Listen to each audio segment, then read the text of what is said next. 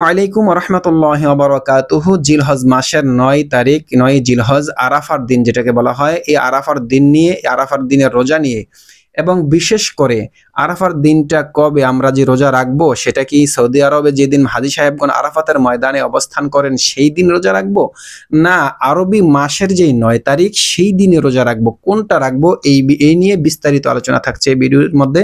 তাই না টেনে স্কিপ না করে শেষ পর্যন্ত দেখুন, এবং যারা চ্যানেলটি সাবস্ক্রাইব করেননি মেহেরবানি করে চ্যানেলটি সাবস্ক্রাইব করে পাশে থাকুন। আরাফার দিন হচ্ছে এমন একটা দিন, ৯ জিলহজ, এই আরাফার দিনের এত মর্যাদা যে আমরা সারা বৎসরের মধ্যে এই শবে কদরে রোজা রাখি, শবে বরাতে রোজা রাখি, মহরমে রোজা রাখি। যেমন বিশ্বনবী সাল্লাল্লাহু আলাইহি ওয়াসাল্লাম ৩টা সময়ের রোজা কখনোই তিনি ছাড়তেন না। একটা হচ্ছে যে প্রত্যেক মাসের আইএমই বীজ যেটাকে বলা হয় ১৩, ১৪, ১৫ তারিখের রোজা বিশ্বনবী সাল্লাল্লাহু আলাইহি ওয়াসাল্লাম কখনো ছাড়েননি, তিনি সবসময় রাখতেন। এবং মহরমের যেই ১০ তারিখ সেই দিনের রোজাটাও, আশুরার দিন যেই মহরমের ১০ তারিখও তিনি রোজা রাখতেন। এবং এই জিলহজ মাসের ৯ তারিখ অর্থাৎ আরাফার দিনের রোজাটা রাসূল সাল্লাল্লাহু আলাইহি ওয়াসাল্লাম কখনো ছাড়তেন না। এবং এই আরাফার দিনের রোজাটা হচ্ছে এত ফজিলতপূর্ণ যে কোনো ব্যক্তি যদি আরাফার দিন অর্থাৎ ৯ জিলহজ রোজা রাখে, আল্লাহ তাআলা তার সামনের ১ বৎসরের গুনাহ এবং পিছনের ১ বৎসরের গুনাহ ক্ষমা করে। সুবহানাল্লাহ। এজন্য আমরা অধিকাংশ মানুষই নিয়ত করে আছি ইনশাআল্লাহ আমরা এই আরাফার দিনের রোজা রাখবো। এখন কথা হচ্ছে আরাফার দিন যেই দিনটা হচ্ছে ৯ জিলহজ, এখন বাংলাদেশে আমরা যারা আছি আমরা কিভাবে ৯ জিলহজ রোজা রাখবো? আরাফার ময়দানে যেদিন হাজী সাহেবগণ অবস্থান করেন সেই দিন রোজা রাখবো, না চাঁদের হিসাবে অর্থাৎ মাসের হিসাবে যে ৯ তারিখ সেই দিনে রোজা রাখবো? এখানে দুইটি মতই পাওয়া যায়। একজন ওলামায়ে কেরাম বলেছেন যে প্রথম মতটি হচ্ছে যে আমরা যে যেখানেই থাকি না কেন আরবি মাসের যেই ৯ তারিখ আসলে আমরা সেই দিনটাতে রোজা রাখবো। আরবি মাসের ৯ তারিখ হিসাবেই আমরা রোজা রাখবো। আমাদের বাংলাদেশে আরবি মাসের ৯ তারিখ পরে হচ্ছে শুক্রবার, এবং আমরা এই আরবি মাসের ৯ তারিখই রোজা রাখবো, অনেক ওলামায়ে কেরামরা বলেছেন। এবং আরেকদল ওলামায়ে কেরাম বলেছেন যে না, পৃথিবীর যে যেখানে থাকুক, যে যেখানেই অবস্থান করুক, আরাফার ময়দানে হাজী সাহেবগণ যেদিন অবস্থান করবেন সেই দিনটাতে রোজা রাখবো।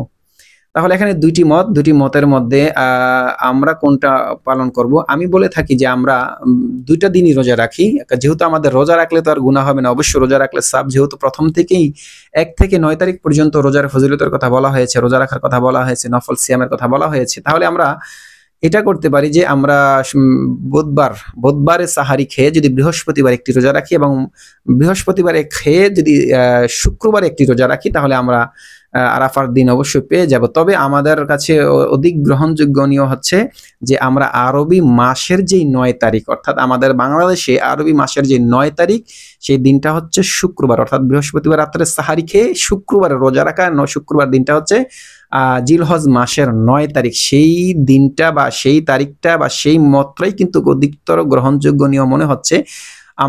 আমি বলবো ইনশাল্লাহ আমরা ৯ জিলহজ অর্থাৎ বৃহস্পতিবারে সাহারি খেয়ে আমরা শুক্রবারে রোজা রাখবো। আল্লাহ তাআলা আমাদেরকে রোজা রাখার তৌফিক দান করুন, এবং আমরা যেন ইখলাস নিয়ে আমাদের জন্য আল্লাহ রাব্বুল আলামিন আমাদের এই রোজার উসিলায় আল্লাহ তাআলা যেন আমাদের জীবনের সমস্ত গুনাহ খাতাগুলো ক্ষমা করে দেয়। এবং আরেকটা বিষয় হচ্ছে যে ৯ জিলহজ থেকে শুরু করে ৯ জিলহজের ফজর থেকে শুরু করে কিন্তু আমাদের তাকবীরে তাশরিক দিতে হবে। এটা মহিলা নারী পুরুষ সবার জন্যই একবার দেওয়া ওয়াজিব, নারীদের জন্য আস্তে আস্তে দেওয়া যাতে করে নিজে শোনে, আর পুরুষদের জন্য উচ্চ আওয়াজে একবার তাকবীরে তাশরিক দেওয়া ওয়াজিব। তাকবীরে তাশরিকটা হচ্ছে আল্লাহু আকবার, আল্লাহু আকবার, লা ইলাহা ইল্লাল্লাহু, আল্লাহু আকবার, আল্লাহু আকবার, ওয়ালিল্লাহিল হামদ। এই তাকবীরে তাশরিকটা আমরা ৯ জিলহজ ফজর থেকে শুরু করে ১৩ই জিলহজ আসর পর্যন্ত দিব, এবং এটা দেওয়া ওয়াজিব। যদি আমরা কেউ তরক করি আমরা গুনাহগার হয়ে যাব।